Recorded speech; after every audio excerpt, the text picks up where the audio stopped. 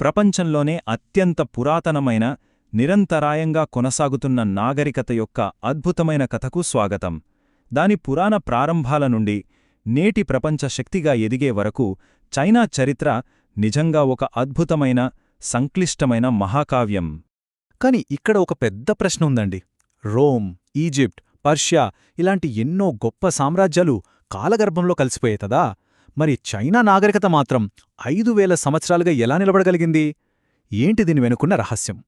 ఈ కథ అంతా ఒక పురాణంతో మొదలవుతోంది. ఒక భయంకరమైన వరద, దాన్ని అదుపు చేసిన ఒక అద్భుతమైన ఇంజనీర్. పసుపు నది ఉప్పొంగి అంతా నాశనం చేస్తుంటే యూ అనే ఒక హీర ముందుకొచ్చి దాన్ని ప్రవాహాన్ని నియంత్రించి ఒక నాగరికతకు పునాది వేశాడు. అలా చైనా మొదటి రాజవంశం మొదలైంది. సరే, ఈ ప్రయాణంలో మనం ఏం చూడబోతున్నామో ఓసారి చూద్దాం.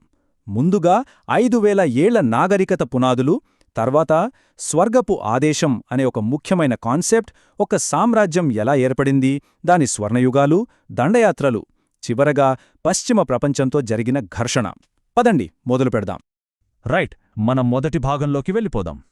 యూది ఇంజనీర్ సాధించిన విజయంతో జియా రాజవంశం మొదలైంది.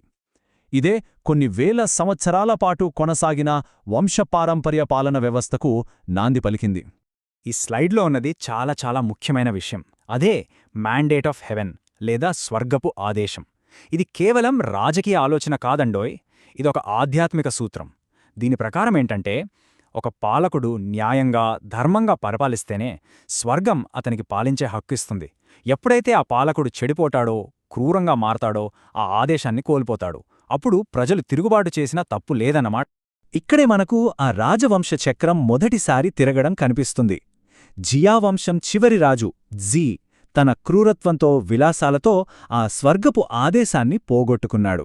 వెంటనే షాంగ్ అనే కొత్త శక్తి అప్పట్లో ఆధునికమైన కాంస్య ఆయుధాలతో వచ్చి శాంతిని నిలబెట్టి ఆ ఆదేశం ఇప్పుడు తమకే దక్కిందని ప్రకటించుకుంది. చూసారా ఎలా మారిపోయిందో? సరే, ఇప్పుడు ముందుకు వెళ్దాం. ఈ నిరంతర మార్పులు, ఈ రాజకీయ అస్థిరత సమాజాన్ని ఎలా నడపాలనే దానిపై రకరకాల శక్తివంతమైన ఆలోచనలకు ఎలా దారితీసిందో చూద్దాం. ఝౌ రాజవంశం కాలంలో వందల కొద్ది కొత్త ఆలోచనలు పుట్టుకొచ్చాయి. వాటిలో ఈ 3 చాలా ముఖ్యమైనవి. మొదటిది కన్ఫ్యూషియనిజం. వీళ్ల ప్రకారం మనుషులు పుట్టుకతో మంచివాళ్లు. గౌరవం, కుటుంబ బంధాలు, ధర్మం పాటిస్తే చాలు, సమాజం ప్రశాంతంగా ఉంటుంది. దీనికి సరిగ్గా ఆపోజిట్ లీగలిజం. మనుషులు స్వార్థపరులు, చెడ్డవాళ్లు. అందుకే కఠినమైన చట్టాలు, భయంకరమైన శిక్షలతోనే వాళ్లని కంట్రోల్లో పెట్టగలమని వీళ్ళు నమ్మారు. ఇక మూడోది తావోయిజం. ఇది చాలా సింపుల్. విశ్వంతో సామరస్యంగా బతకాలి, గో విత్ ది ఫ్లో అన్నట్టుగా జీవిస్తే సహజమైన శాంతి దొరుకుతుందని చెప్తుంది. ఈ 3 వేర్వేరు ఐడియాల కలయికనే ఆ తర్వాత శతాబ్దాలపాటు సమాజాన్ని స్థిరంగా ఉంచడానికి సహాయపడింది. ఇప్పుడు మనం చూడబోయేది అస్సలైన కథ. ఈ తత్వాలన్నీ ఒక భయంకరమైన గందరగోళ సమయంలో ఎలా పరీక్షించబడ్డాయో, ఆ కాలమే మనం ఈరోజు చైనా అని పిలుస్తున్న దేశాన్ని ఎలా సృష్టించిందో చూద్దాం. ఇక్కడ టైంలైన్ చూస్తే మనకర్థమవుతుంది. ఝౌ రాజవంశం పడిపోగానే యుద్ధరాజ్యాల కాలం మొదలైంది. ఇది ఏకంగా 250 ఏళ్లపాటు సాగింది.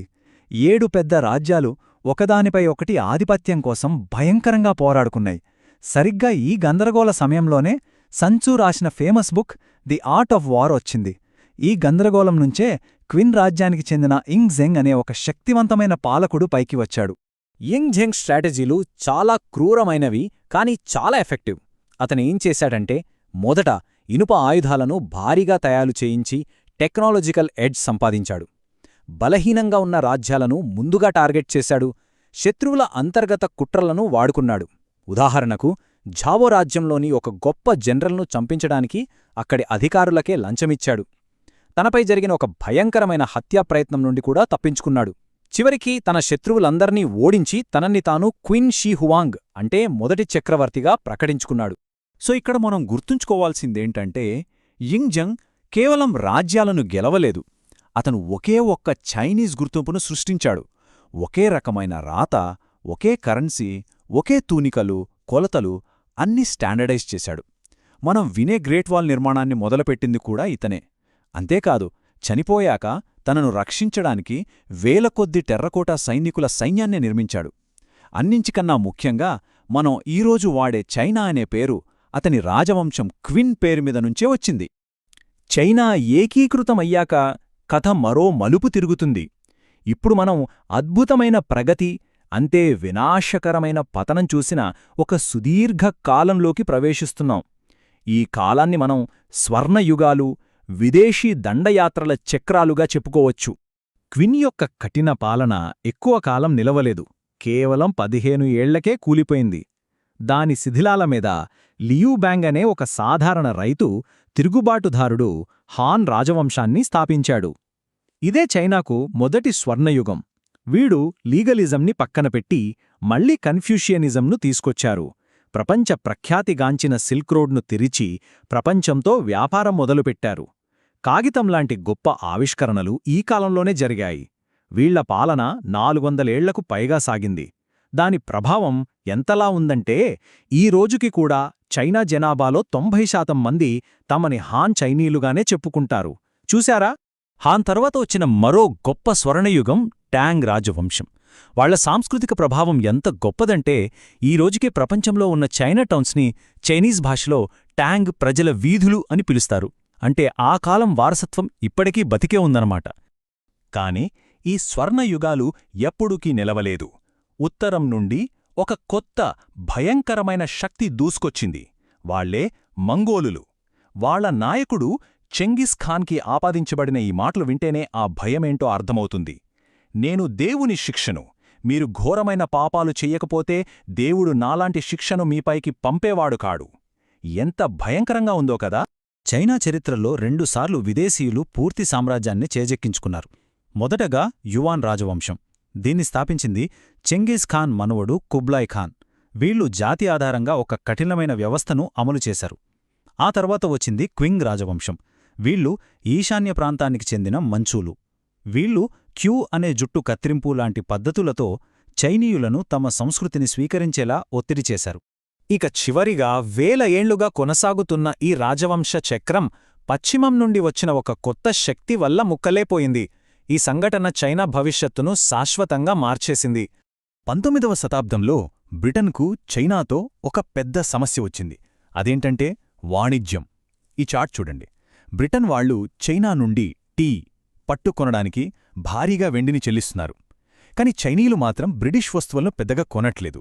దీంతో బ్రిటన్కు విపరీతమైన వాణిజ్యలోటు ఏర్పడింది. దీనికి బ్రిటన్ కనుక్కున్న పరిష్కారం చాలా దారుణమైనది: నల్లమందు. వాళ్లు భారతదేశంలో పండించిన ఈ డ్రగ్ను చైనాకు అక్రమంగా అమ్మి తమ వాణిజ్య లోటును పూడ్చుకోవాలని చూశారు. దీని ఫలితమే మొదటి నల్లమందు యుద్ధం. లింజెక్సు అనే ఒక చైనా అధికారి భారీగా బ్రిటిష్ నల్లమందును నాశనం చేయడంతో బ్రిటన్ తన ఆధునిక నావికాదళంతో దాడి చేసింది. టెక్నాలజీలో చాలా వెనుకబడిన క్వింగ్ సైన్యం బ్రిటిష్ వారి ముందు నిలవలేకపోయింది. చైనా చాలా అవమానకరంగా ఓడిపోయింది. యుద్ధం తర్వాత జరిగిన ఒప్పందమే నాన్జింగ్ ఒడంబడిక. దీన్ని అసమాన ఒప్పందమంటారు. ఎందుకంటే షరతులన్నీ చైనాకు వ్యతిరేకంగానే ఉన్నాయి. చైనా భారీగా నష్టపరిహారం చెల్లించాలి. హాంకాంగ్ ద్వీపాన్ని బ్రిటన్కిచ్చేయాలి. వ్యాపారం కోసం మరిన్ని పోర్ట్లను తెరవాలి.